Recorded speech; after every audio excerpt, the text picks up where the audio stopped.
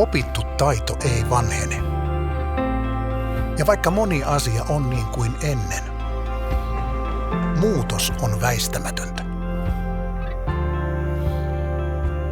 Muutos tulee joskus vauhdilla ja ryminällä, mutta myönnettävä on, se vie meitä eteenpäin. Muutoksen mukana pysyminen vaatii uudistumista, mutta ennen kaikkea tarvitaan halua oppia uutta, olla läsnä ja kuunnella. Se vaatii tarkkaavaisuutta, hetkessä elämistä, pallon syöttöä kaverille, uskallusta päästää irti ja lähelle.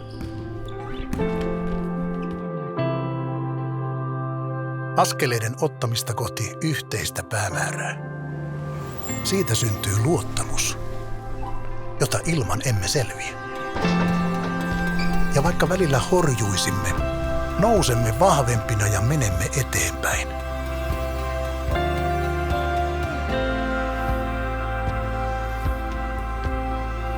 Joskus eivät omat ponnistelut riitä. Sillä olemme kuinka taitavia ja tarmokkaita tahansa, yksin emme kykene samaan kuin yhdessä.